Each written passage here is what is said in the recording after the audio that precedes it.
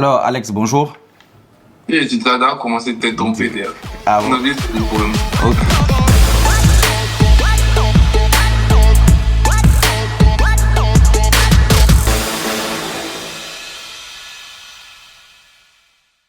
Alors, bonjour, Axel. Bonjour Kader, comment tu vas? Ça va, tranquille. Est-ce que tu peux te présenter pour les gens qui ne te connaissent pas déjà? Oui, bien sûr. Donc, Axel Niapi, attaquant, joueur de football professionnel pour le KF Lapi au Kosovo. 23 ans, je ne sais pas si j'ai déjà dit. Et puis, franco-ivoirien, ivoirien d'origine, grandi en Côte d'Ivoire, fait toutes mes classes là-bas avant d'arriver. Voilà, hein, c'est une courte présentation, mais qui me résume déjà en quelques lignes, quoi. Très bien. Comment tu arrives au football déjà? J'arrive au football, je pense un peu comme l'histoire de tout jeune homme, tout jeune garçon qui a grandi en Côte d'Ivoire, hein, avec les amis, avec la passion déjà du football, comme tout jeune garçon qu'on croiserait dans la rue qui aime le football. Donc avec les amis, on a toujours joué au quartier, toujours joué les petits tournois de Maracana au tout début. J'ai toujours suivi, surtout mon grand frère qui m'a transmis cette passion-là. Ok. Et puis, c'est comme ça que je me lance, hein. Et puis après, au fur et à mesure, ça c'est devenu sérieux. Donc, je pense qu'au début, on doit être des millions de jeunes à aimer ce sport-là. Et puis, au fur et à mesure, on aime maintenant le métier. Aujourd'hui, à l'âge que j'ai, j'aime plus le métier du footballeur même que le football en lui-même. Donc, c'est un peu ça. Très bien. Est-ce que tu peux nous expliquer ton parcours? Ok. Au niveau de mon parcours, donc je commence en Côte d'Ivoire. Faut savoir que j'ai grandi en Côte d'Ivoire jusqu'à mes 15 ans avant de déménager en France. Donc je commence en Côte d'Ivoire, donc dans des petits clubs, hein, des petits clubs entraînement mercredi, samedi, voilà, tout doucement. Et puis à un moment donné, je rejoins l'académie Volcan Junior. C'est là où je fais quand même mes premières classes. Mais pour être très honnête avec toi, Kader, mon niveau, je ne pense pas que j'étais pas parmi ceux qui étaient destinés sûrement à arriver là où je suis aujourd'hui parce que j'étais pas dans les bons papiers, comme on dirait. J'étais pas le meilleur déjà à mon poste, j'étais pas le meilleur joueur. Mais en tout cas, j'étais un bosseur et puis au-delà d'être un bosseur, j'étais vraiment habité par ce truc de réussir là, tu vois. Oui, si, Donc, si. c'est surtout quand je suis arrivé en France que j'ai réussi à me démarquer Mhm. parce que j'arrive à 15 ans dans un club dans le sud de la France où j'avais fait des essais quelques mois auparavant. Ok. Et puis j'arrive avec cette envie-là de bien faire. Donc même au début ici, il me manque beaucoup de bases, tu vois. Mais quand les autres rentraient, bah, moi je travaillais sur les petits manques que j'avais de ceux qui avaient déjà fait des centres de formation, etc. Et puis c'est ça qui m'a permis d'arriver aujourd'hui à ce niveau-là. Donc, pour revenir à ta question par rapport au parcours, donc, j'arrive à 15 ans au Cavigal de Nice. Ensuite, je signe à Istres, en jeune toujours. Mhm. Je monte en 19 nationaux. C'est l'équivalent du plus haut niveau en jeune pour les moins de 19 ans Ok. avec Istres. Et je signe à Cannes pour jouer cette saison de U19 nationaux là avec eux. Ensuite, on est deux joueurs de U19 nationaux à signer avec l'équipe senior de Cannes à l'époque, donc l'équipe première qui à l'époque était en 5e division, je crois. Donc je signe avec eux. Et à ce moment-là, j'ai déjà des opportunités pour signer professionnel à l'étranger. Aux Pays-Bas, je devais signer normalement. Malheureusement, ça ne se fait pas pour des trucs externes au football, des trucs de papier, d'argent, etc. Ok. Donc je reste à Cannes.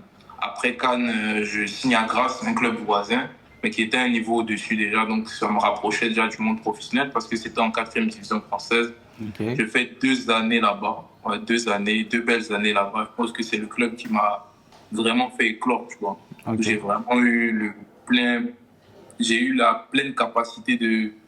En fait, j'ai pris une pleine connaissance de mon potentiel là-bas, en fait. C'est ça parce Exactement. que je suis arrivé en tant que jeune joueur à 17 ans, Mhm. 18 ans à peu près. Je suis arrivé en tant que jeune joueur et puis c'est là-bas que j'ai grandi aussi en tant qu'homme Ok. et aussi en tant que joueur. De là-bas, je pars en Corse. Du côté de Furiani. Et après, j'ai une année un peu en demi-teinte. Je passe par le Racing Besançon, puis par Belfort, dans l'est de la France. Là, mais c'est une période où je suis un peu entre deux, entre arrêter, continuer, un peu découragé. J'ai eu des blessures entre-temps. Mhm. Et puis, c'est dans cette pire période-là de ma carrière, entre guillemets, que la meilleure chose de ma carrière est arrivée. Comme quoi, étant très croyant, je mets toujours Dieu devant et me disant que voilà, avait un plan pour moi, il fallait que je passe par ces étapes-là. Et c'est comme ça qu'un coach corse, que j'avais connu en Corse justement, m'appelle pour me demander de rejoindre le club de la capitale du Kosovo, donc le FC Pristina. Donc au début, je ne connais pas vraiment, mais il y a de très belles perspectives. Il y a une qualification pour les barrages de Coupe d'Europe à aller chercher. On est en janvier, donc je pars là-bas et je pars 2 jours d'abord visiter les installations, voir le cadre de vie là-bas. Et ça me correspond tout à fait. J'avais une image un peu, comment on dit ça, j'avais des a priori en fait sur l'endroit qui se sont trouvés être infondés finalement en arrivant là-bas et en voyant que la qualité de vie était très très bonne, les infrastructures, le monde du football était très très bien. Et c'est comme ça que j'arrive là-bas. Et ça m'a fait côtoyer déjà le professionnalisme. Déjà, je l'avais déjà côtoyé en France parce que même en 4e division française, c'est très professionnel, très carré. Très carré, très, Mais très carré. là-bas, on touchait encore à un autre niveau. J'arrive au bout d'une semaine, on est en stage en Turquie, à Antalya, dans l'un des plus beaux hôtels d'Antalya. Tu côtoies des choses que tu commences à jouer contre des équipes que je regardais, tu vois, sur le téléphone quelques mois avant, tu vois. Exactement. On fait des matchs amicaux contre des équipes ukrainiennes, des équipes d'Autriche. On joue c'est incroyable, dans des super stades, devant du beau monde. Donc, c'est comme ça qu'en 6 mois, grâce à Dieu, encore une fois, je finis champion du Kosovo avec Pristina et on arrive à se qualifier pour les phases de barrage d'Europa League. Ok. Donc, après ces 6 mois-là, j'ai la possibilité d'étendre mon contrat, mais j'ai des propositions un peu, j'ai quelques offres qui arrivent. Ouais. Et puis, à moi maintenant de faire le bon choix pour moi, pour ma carrière, qu'est-ce qui va être le mieux. Là, maintenant que je suis arrivé à ce niveau-là, qu'est-ce que je privilégie. Exactement. Et c'est à ce moment-là que je fais le choix de signer dans un club du Kosovo encore, me donner encore une année pleine, une saison pleine, dans un autre club, avec d'autres attentes vis-à-vis de moi. Et puis j'arrive avec un nouveau statut. J'arrive en tant que le jeune français qu'on ne connaissait pas. Là, maintenant, tu as prouvé pendant 6 mois que tu avais le niveau pour être là où tu es. Exactement. Donc là, le statut a changé, les conditions ont forcément changé également. Et puis j'arrive du coup aujourd'hui au club où je suis à l'API avec de très très bonnes perspectives en fait pour la saison à venir. Très bien. Alors, on va revenir un peu sur la pire période que tu as eue. Toi, en ce moment-là, c'était quoi ton état d'esprit? Ouais, en fait, c'est une période qui s'est un peu ponctuée avec... j'ai eu une grosse blessure quelques temps avant. Donc, j'ai eu une fracture du 5e métatarse. Donc, j'ai subi une opération. C'était une blessure très compliquée. Et puis, ça s'est enchaîné avec une déchirure au quadriceps. Et en fait, c'était 2 premières blessures, coup sur coup, mais c'était vraiment mes 2 premières blessures de ma carrière. J'avais jamais été blessé auparavant. Donc, c'était une période très compliquée. Il fallait rebondir après ça. Et puis, dans cette période-là aussi, j'étais un peu titillé dans le truc de me dire, bon, j'arrive à 22, 23 ans. Ça fait 5 ans que je suis au même niveau. Qu'est-ce que je fais, tu vois? Moi, je fais partie de ceux qui, en tout cas, n'ont jamais laissé l'école. Tu vois, j'ai jamais été de ceux qui disaient, j'ai mon plan A, tout droit, football, je laisse tout tomber. Non, j'ai continué l'école jusqu'à un bac+3, jusqu'à ce que le foot me dise que tu peux plus continuer l'école, j'ai continué, tu vois. Et donc, à ce moment-là, même avec le foot, j'ai des propositions. À ce moment-là où, tu sais, en France, il y a des clubs qui peuvent te proposer un contrat pour jouer au foot et qui te trouvent en même temps un travail à côté. Ça allait me permettre d'arrondir mes fins de mois d'une très, très belle façon, tu vois. Tu touches un peu d'argent au foot, tu touches un peu d'argent en travaillant, mais moi, elle est bien, tu vois. Donc, j'étais un peu dans cette réflexion-là. Et puis, je me souviens que c'est une discussion avec ma maman qui m'a fait changer de vision. Tu vois, elle m'a dit, dès le début, on s'était dit, bon, tu peux pas faire les deux. Soit tu te donnes à 100% pour un, soit tu te donnes à 100% pour l'autre. Donc, on se donne encore un an où tu expérimentes pour ne pas avoir de regrets. Parce que je sens que dans ta voie, si tu arrêtes maintenant, tu auras des regrets plus tard. Donc si dans un an tu décides d'arrêter, tu n'auras pas de regret parce que tu auras tout fait. Et c'est après cette discussion-là justement que je me dis ok bon, je me donne encore un an où je mets toutes les choses en œuvre pour moi. J'ai commencé à bosser sur ma communication. J'étais dans un état d'esprit où j'étais pas dans le club où je voulais être, j'étais pas dans la division où je voulais être, mais j'ai bossé sur moi, que ce soit sur ma communication sur les réseaux sociaux, que ce soit sur Instagram, etc. J'ai essayé de bosser dessus.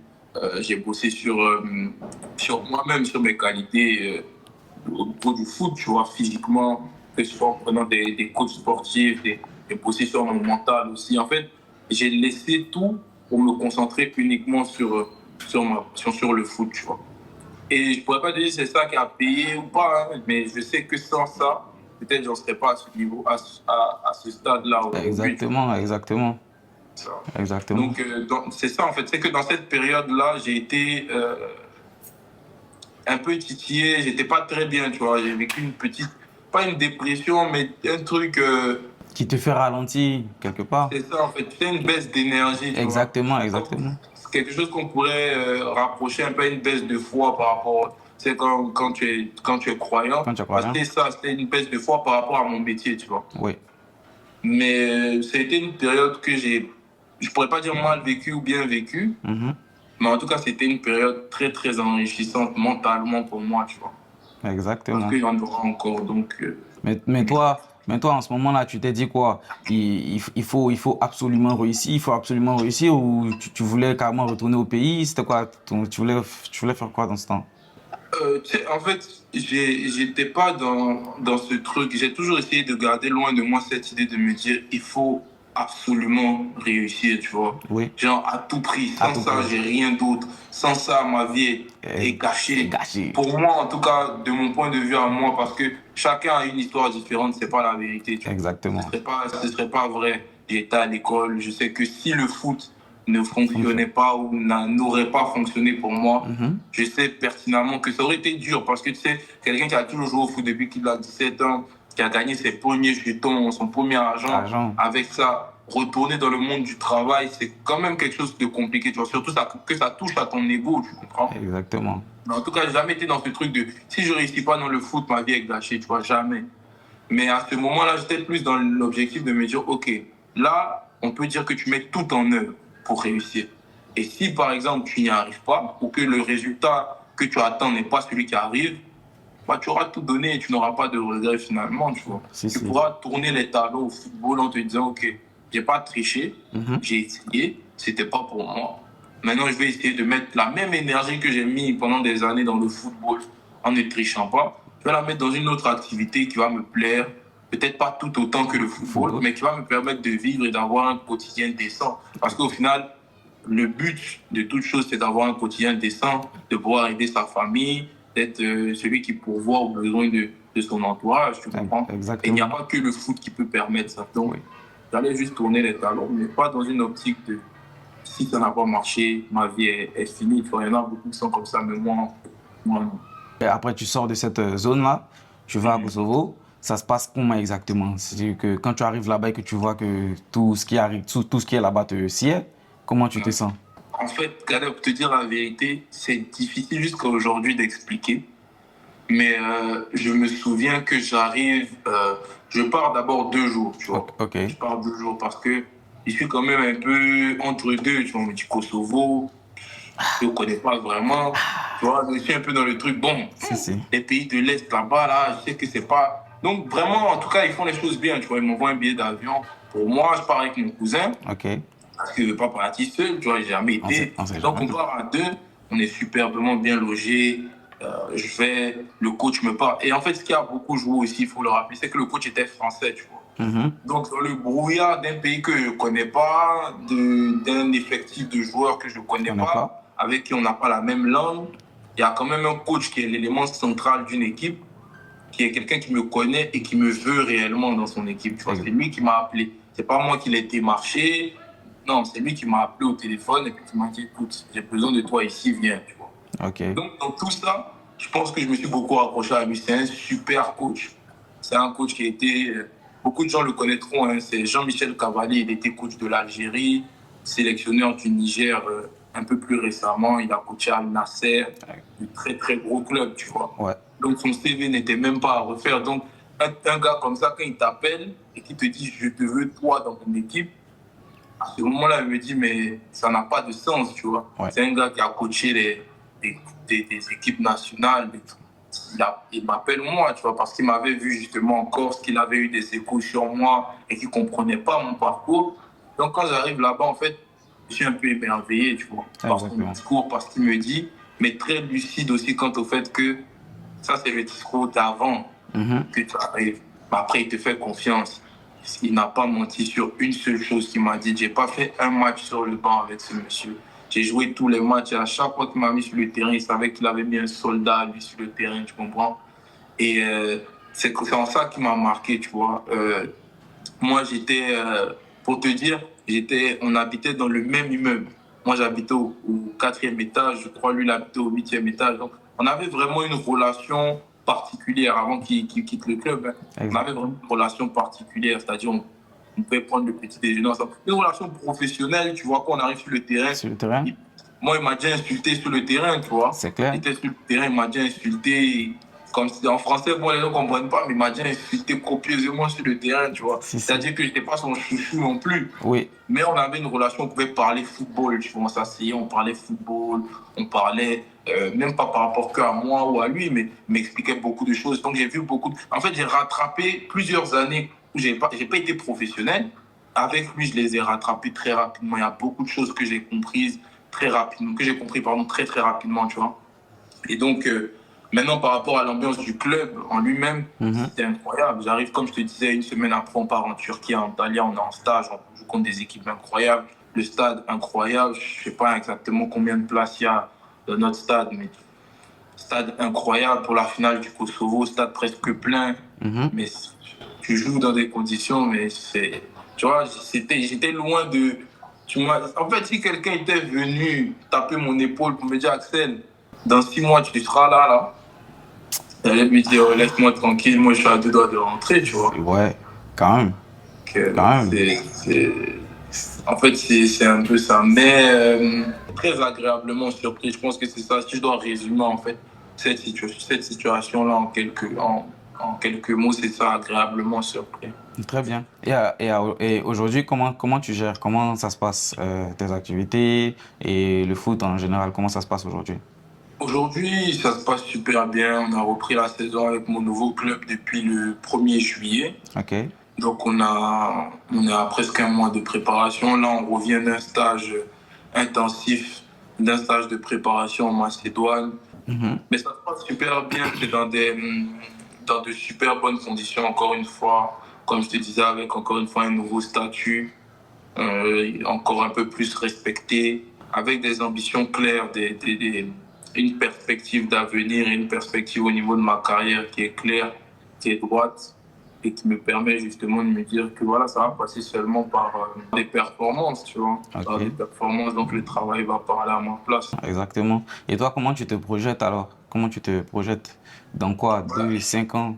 Ouais, c'est ça, c'est que bon, déjà, là, aujourd'hui au Kosovo, ce qu'il faut savoir, c'est que les perspectives d'avenir sont belles, tu vois. Moi, j'ai des coéquipiers avec qui j'ai joué il y a quelques mois qui sont aujourd'hui en Croatie, d'autres en Pologne, d'autres en Turquie. C'est-à-dire que ce réseau-là, il est vraiment très ouvert, tu vois. Donc, j'ai toujours eu ce mantra-là de me dire que je vais aller là où je dois aller, tu vois. Je pourrais pas te dire un club, un pays ou une région dans laquelle j'ai envie d'être dans 2 ans, 3 ans. Parce que il y a 1 an, j'aurais jamais dit que je serais au Kosovo. Exactement. Je serais le plus loin où Dieu veut m'emmener, tu vois, dans le parcours qu'il a pour moi, dans le cheminement qu'il désire pour moi. Je suivrai ce chemin-là, tu vois. Peu importe où ça m'emmènera, du moment que j'ai cette conviction que c'est quelque chose qui émane de lui, je suivrai ce chemin-là, tu comprends? Maintenant, c'est vrai que d'un point de vue personnel, d'un point de vue en fait de mes objectifs que moi j'ai, aujourd'hui, ça peut sembler loin ou pas, mais j'ai envie de représenter la Côte d'Ivoire dans un futur. J'ai envie de jouer encore une fois de grandes compétitions aussi dans un futur proche. C'est des objectifs qui me sont propres et qui sont pour moi aujourd'hui atteignable, tu comprends? Mhm. Dans le sens où je sais la charge de travail qu'il faut pour arriver À ce niveau, à ouais. cet objectif-là. Exactement. Et c'est ça le plus important, tu vois. Mhm. Donc vraiment, c'est ça. D'accord, tu as parlé de la Côte d'Ivoire, disons. Comment ça se passe? Comment tu veux venir jouer? Je veux dire, si MS Faye aujourd'hui t'appelle pour rejoindre l'équipe nationale, ça se passe comment de ton côté? Tu viens, tu Non, joues? après avec, en étant très très réaliste, aujourd'hui c'est beaucoup trop tôt, tu vois. Ok, Il y a une concurrence aujourd'hui. Moi j'ai des coéquipiers qui sont internationaux, mais on ne parle pas de nations, sans dénigrer aucune nation, encore une fois, en restant totalement humble. On ne parle pas des mêmes nations. Moi j'ai un de mes meilleurs coéquipiers avec qui j'ai joué il y a quelques mois, qui est un ami très très proche à moi, qui est en sélection du Niger aujourd'hui. mhm. Mais encore une fois, c'est pas la même nation, tu vois. C'est pas la même concurrence au niveau de la nation, tu comprends. Si, Donc je sais, c'est pour ça que je parlais justement de travail à accomplir avant d'arriver à ça. exactement. Aujourd'hui, je suis au Kosovo. Dans l'année prochaine, en faisant une superbe saison ici, je peux être en Turquie, je peux être, je ne sais où, dans un autre championnat, un peu encore plus duper que celui où je suis. Et Exactement. arriver dans ce championnat-là, aujourd'hui, si tu veux, je vois les choses comme des escaliers, tu vois. Aujourd'hui, je suis au Kosovo. Si demain, je fais une superbe saison et que je suis en Turquie, en première division, chose qui est très, très atteignable à partir du Kosovo, tu vois. Exactement. Bah, déjà, la première division turque, c'est très regardé. Mhm. Et si maintenant, à partir de la première division turque, mes prestations me permettent de prétendre à une place en équipe nationale, tu vois qu'en voyant les choses une par une, step by step, je suis pas très, très, très loin de mon objectif. C'est pas comme il y a 6 mois ou il y a un an où j'étais en quatrième division française et que Ouais, je me disais, c'est pas possible, tu ouais, vois. ouais. Si tu n'es pas professionnel, tu peux pas prétendre à ça. Aujourd'hui, je suis professionnel. La marche pour arriver en Turquie, par exemple, c'est un exemple, encore une fois, hein, mais elle n'est pas énorme et ça dépend de mes prestations. Si je fais une saison aujourd'hui à 15 buts au Kosovo, Mhm. j'aurai des propositions de première division turque et d'autres championnats, tu vois. Et donc, à partir de ce moment-là, la marche ne sera qu'encore. Enfin, la distance entre mon objectif de départ Mhm. et ce que je veux pour moi-même ne sera que moins grande, ne Ça sera que va, évidemment, ça plus va se rapprocher. c'est ça, en gros, tu vois. Oui, oui. Donc, le fait de voir les choses de ce prisme-là, ça me permet de me dire que voilà, c'est un objectif que je peux avoir. En mettant une date claire dessus, Oui. ça deviendra encore plus palpable, tu vois. Mais la date, je préfère garder ça pour moi-même, tu vois. Je garde la date pour moi-même et puis j'espère que dans quelques temps, on sera encore en train de discuter et puis on dira, ah, putain, il y a quelques jours, il y a quelques Il y a années, ou bien il quelques y a années, quelques on mois, parlait tu vois, tranquille, on parlait de ça et voilà aujourd'hui. l'histoire ne serait que plus belle, tu vois. Donc c'est un peu ça. Si. Et toi, aujourd'hui, tu as joué avec beaucoup de joueurs, tu es devenu professionnel. Mais dis-moi, c'est qui? Est-ce que toi, tu as déjà un modèle? Est-ce que tu as un modèle parmi les joueurs actuellement? Parmi les joueurs, je n'ai pas vraiment de modèle, j'ai des joueurs que j'aime beaucoup. Ok, Je dirais Didier Drogba en premier parce que d'où je viens, c'est le premier exemple. Et puis surtout, tu sais, quand tu exactement. viens à l'étranger, ça en devient encore plus grand parce que souvent tu dis je viens de Côte d'Ivoire, les gens ils savent pas ce que tu dis. Tu vois. Exactement. Mais tu dis je viens du pays de Didier Didier Drogba et Drogba. puis tout le monde dit ah Didier Drogba, ouais, ouais, putain, tu vois. Et moi qui ai vécu dans ce genre de pays-là, je peux te dire que c'est une fierté justement que de dire ce genre de choses-là. Oui. Il faut que tu dises ah ouais, ok, donc, tu vois. Mhm. Et donc, ouais, après un exemple beaucoup plus frais que j'ai, je ne saurais pas te dire. Je sais que j'ai beaucoup aimé le style de jeu de Lukaku, tu vois, Ouais, dans la combativité, exactement. dans sa façon de jouer. Et puis, j'aime beaucoup. Mais après, un exemple pour te dire, je regarde ses vidéos sur YouTube tous les soirs. On n'est pas vraiment. On n'est pas vraiment dans ça. On n'est pas Non, vraiment pas dans trop. ça. Très bien, très bien.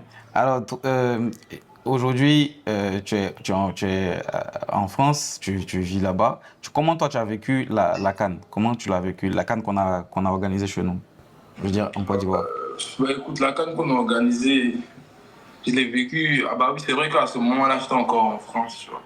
Donc je l'ai vécu dans tous les restaurants africains que tu peux imaginer. Exactement. À chaque Exactement. match dans un nouveau restaurant africain, avec, avec des amis, avec des amis même d'autres pays, tu vois. Exactement. Regarder le match du Sénégal avec des Sénégalais, le match du Nigeria même avec des Nigérians, tu vois.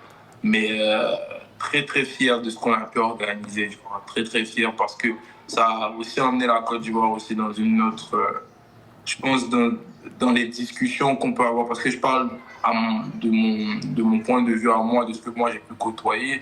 C'était tout le monde, personne. C'est la plus belle CAN, il n'y a rien d'autre à dire. C'est la plus belle CAN de toutes les CAN, tu vois. C'est la CAN où les gens se sont réellement amusés, où les gens ont réellement profité, au point où les gens se demandent si la prochaine pourra rivaliser avec celle qu'on a vécue, tu comprends? Donc je l'ai vécu un peu de loin malheureusement. J'ai pas été sur place parce que j'avais des engagements ici. Mais en tout cas, je l'ai vécu comme un Ivoirien qui regarde sa nation. Et puis d'un œil, tu vois, et puis avec un autre œil aussi, l'œil de celui qui se dit, ok, peut-être qu'un jour ce sera moi aussi qui serai sur le terrain. Exactement, c'est ce qu'on veut. Après si tu joues une prochaine CAN et en plus, et que ça se passe encore au pays, que c'est toi qui joues, vas-y, il y a 2 fois plus de fierté. C'est ça, 100%. Il y a pas de problème, il n'y a pas de problème. Alors, toi, est-ce que tu étais dans la case des gens qui disaient, ouais, mais la Côte d'Ivoire ne va pas arriver en finale ou tu as cru directement qu'on pouvait le faire? Non, moi, j'ai toujours cru, moi. Parce que, en fait, déjà, moi, c'est très différent quand la Côte d'Ivoire joue. Parce que quand la Côte d'Ivoire joue, les émotions sont un peu plus présentes. Mais en règle générale, je ne regarde pas les matchs de foot comme, comme les autres personnes. En tout cas, comme quelqu'un qui. Moi, je regarde un match de foot comme quelqu'un qui joue, tu vois. C'est-à-dire, je suis très. Comment dire? Il y a des choses que je vois, ou bien je vais regarder les matchs d'une façon différente, tu vois. Et je vais regarder des trucs, des fois, qui n'ont rien à voir avec ce que les autres regardent par rapport à ce que je connais, etc. Donc, par rapport même à la physionomie de la CAN, tu dis non, c'est pas impossible. Il y avait trop de signaux dans le monde du foot qui faisaient, genre en gros, qui faisaient que je me disais, cette CAN-là, ça a l'air pas mal, tu vois. Que tu perdes comme ça à domicile, que tu te fasses humilier finalement, tu vois, que lyncher, et qu'au final, ce soit dans ces circonstances-là, mais qu'est-ce qu'on retient au final? On retient que cette CAN a été remportée, l'étoile est sur le maillot. Exactement. Tout le monde a oublié le match, que c'est elle qui nous a permis de nous qualifier. Le plus important, c'est la finalité, tu vois. Alors écoute, j'aimerais dire, qu'est-ce que tu peux dire aux jeunes aujourd'hui qui se sont lancés dans cette même aventure que toi, c'est-à-dire être professionnel dans le milieu du football et qui ont envie de faire comme toi, qu'est-ce que tu peux leur dire toi? Moi, je dirais surtout qu'il faut s'armer de courage. Il faut s'armer de courage. Et puis, il faut être conscient des choses. Tout le monde aimerait, et c'est peut-être un truc que les gens n'entendent pas souvent, mais en tout cas, moi, je peux me permettre de le dire. Aujourd'hui, tout le monde rêverait de jouer dans les 5 grands championnats, que ce soit en France, en Angleterre, en Espagne, en Allemagne, en Italie. Mais le monde professionnel ne se résume pas qu'à ça. Le monde professionnel est vaste, immense. Et aujourd'hui, il faut être conscient de ses qualités, il faut être conscient des marches à gravir pour arriver à ces championnats-là. Et puis, il faut se dire que, en tout cas, le plus important, c'est d'arriver à un objectif, c'est-à-dire se fixer un objectif et de mettre tout en œuvre pour arriver à accomplir justement cet objectif-là. Donc aujourd'hui, moi, pour ma part, je joue au Kosovo. Ça me permet de vivre décemment. Exactement. Ça me permet de pouvoir aux besoins de ma famille, de mes proches.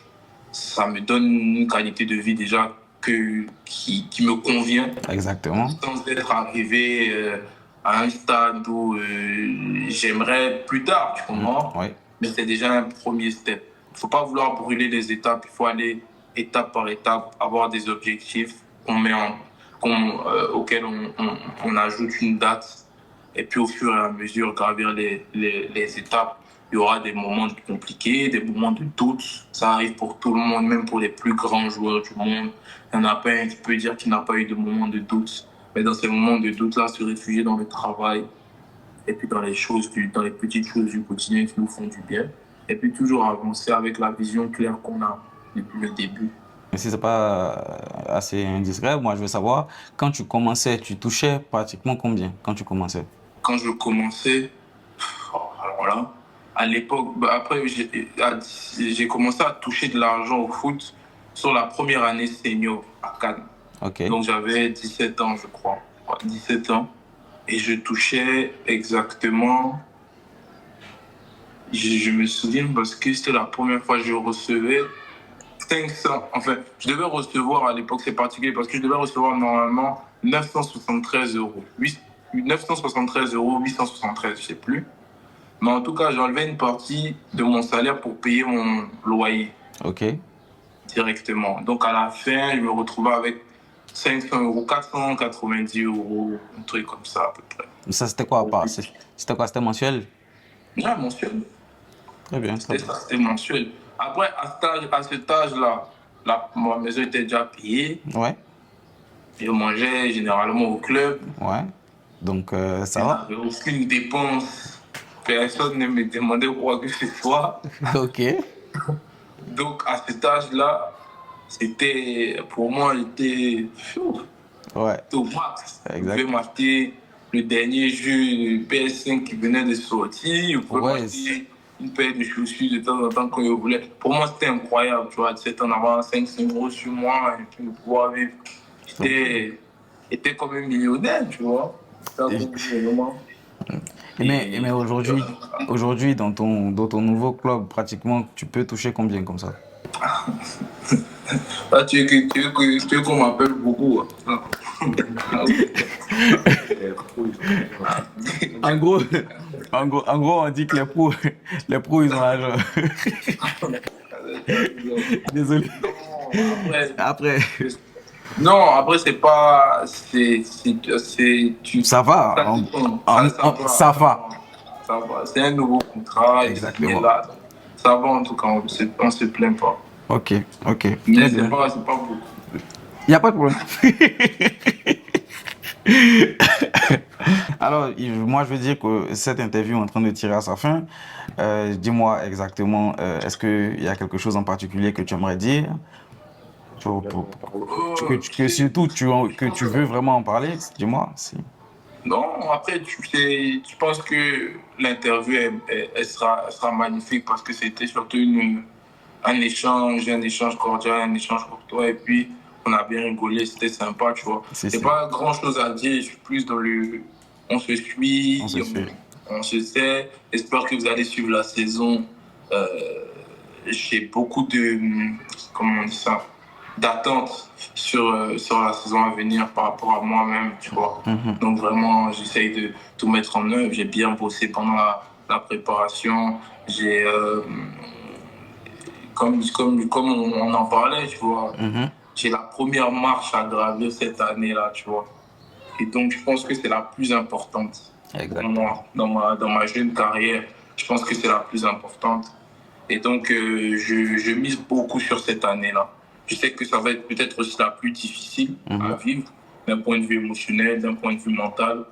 Mais je pense être prêt. Je pense être prêt pour cette saison-là. Donc, s'il y a qu'une chose que je peux dire pour finir, c'est rester branché sur cette saison-là. Et puis, peut-être que l'année prochaine, on se verra encore une fois pour de nouvelles histoires encore plus intéressantes. Exactement. Ok. J'espère que en décembre, vu que tout le monde pourrait voir venir en décembre au pays, j'espère qu'en décembre, on pourra se voir, on pourra bien échanger.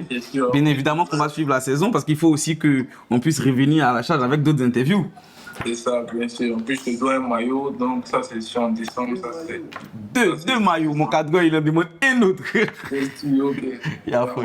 Ça, ce sera 2 maillots. Merci beaucoup. Merci beaucoup, Axel. Je veux dire, je suis très enchanté d'avoir discuté avec toi.